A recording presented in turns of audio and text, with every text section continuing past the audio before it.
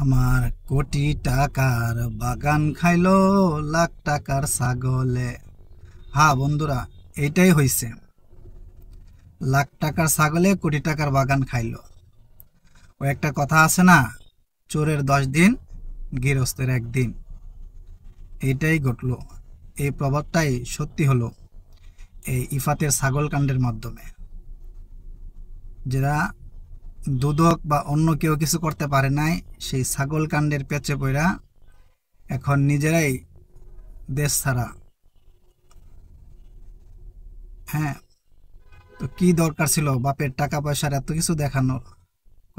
একটা কথা আছে না, বাপ ছাড়ে না বাপেরে। এখন পুতেরে ধরছে, পুত টাইন আনছে বাপেরে। খাইলো নি ধরা। কারণ ছাগলও নাই, ছাগলের মালিকও নাই, যে কিনবে তার বাপও নাই। ছেলে বলতেছে বাবার নাম, বাবা বলতেছে আমার কোনো ছেলেই না। কি মজার দৃশ্য! হ্যাঁ, তো মানুষ স্বার্থের জন্য কত কিছু করতে পারে, নিজের সন্তানকে পর্যন্ত অস্বীকার করতে পারে।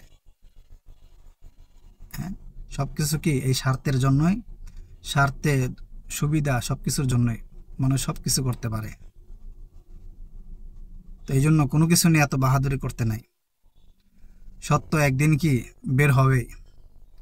আর সংবাদ মাধ্যমগুলা যেভাবে সক্রিয় হয়েছে, তাতে কোনো কিছু গোপন রাখার মতন কোনো অবকাশ নাই। এই ছাগল কাণ্ডে যে লোক 15 লাখ টাকা একটা ছাগল কিনে, আর 50 লাখ 60 লাখ টাকা গরু কিনে, কোটি টাকার গরু কিনে, তো তাদের এত টাকার উৎস কি? এতদিন দুদক যে সাদা শাড়ি পরা বৈশা থাকে, আরও পুলিশ অন্যান্য যারা সংস্থা আছে যারা বিভিন্ন তথ্য উদ্ঘাটন করে, তারা কি করছে? এতদিন কিছুই করতে পারে নাই। একটা ছাগলে সমস্ত কিছু তথ্য ফাঁস করে দিচ্ছে, বার করে দিছে। এখন পাওয়া যাইতেছে হাজার কোটি টাকার মালিক, শত শত কোটি টাকার মালিক, বিভিন্ন জায়গায় স্থাবর সম্পত্তি আছে, এবং অনেক জায়গায় দুর্নীতি করছে। এই পর্যন্ত কোনো দুর্নীতির তথ্য পায় নাই। এত বছর ধরে চাকরি করে এত কিছু করতেছে, কোনো প্রতিষ্ঠান দুর্নীতি ধরতে পারে নাই। এখন যখন মিডিয়াগুলো লাগছে, তখন ওনার সব তথ্য বাড়িতেছে। হ্যাঁ, ফুলের ভিতর থেকে এখন এসে কি, হ্যাঁ, গোবর বের হইতেছে, তাই না? তো এটা হলো আমাদের দেশ। কেউ যদি সুই করে, একটা রিক্সাওয়ালা গাড়িওয়ালা রাস্তায় কিছু করে, তার দোষ অন্যায় বার করে কত কিছু মামলা হামলা দিয়ে পেরেশানি করে। আর যে ফাল হয়ে বের হয়ে যায়, যতক্ষণ না দেখে কেউ, ততক্ষণ কিচ্ছুই না। কারো কানের কাজ দেওয়া যায় না, কারো পিছন দিক দেওয়া যায় না, চলতেই থাকে। এইভাবেই চলতে থাকে দেশ, এভাবেই আগে যাইতেছে। আর যখন একটু কিছু বাইর হয়ে যায়, তখন সবাই সক্রিয়। হ্যাঁ, দুদক অমুক তমুক, আরে বড় বড় প্রতিষ্ঠান, তখন ওনারা একদম লাগে না। এতদিন কি করছেন? আপনাদের কাজ কি? কি করেন আপনারা এতদিন? কিছু করতে পারেন না? কিছু দেখেন না? ও না, দেখেন তো ঠিকই, কিন্তু তখন তো কিছু করেন না। যখন সাধারণ মানুষ মিডিয়ার কানে আসে, তখন আপনারা সক্রিয় হয়ে যান, দেখান। এই কাজ তো আপনাদের ছিল মূলত কাজ। বছরের পর বছর একটা মানুষ এরকম দুর্নীতি করে যাইতেছে, সাধু বেশে আপনারা কেউ ধরতে পারেন না, কিচ্ছু করতে পারেন নাই, আর কিচ্ছু হবেও না। ওই আপনারাই ছাড় দিয়ে দিবেন। 2 দিন কিছু কানাঘোষা হবে, হবে, সব শেষ। বেনজিরের ঘটনাও শেষ, এই মতিউরের ঘটনাও শেষ। ভুক্তভোগী কে? সাধারণ মানুষ।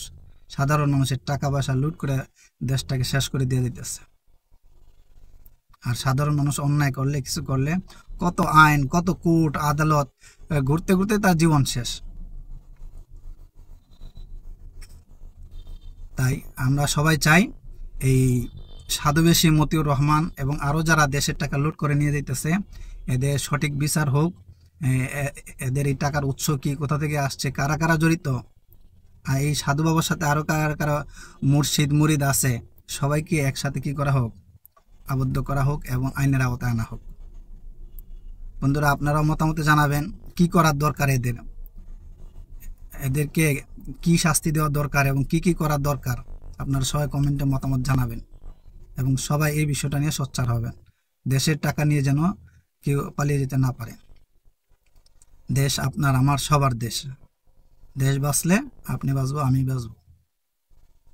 আপনারা সবাই ভালো থাকুন, সুস্থ থাকুন। আল্লাহ হাফেজ।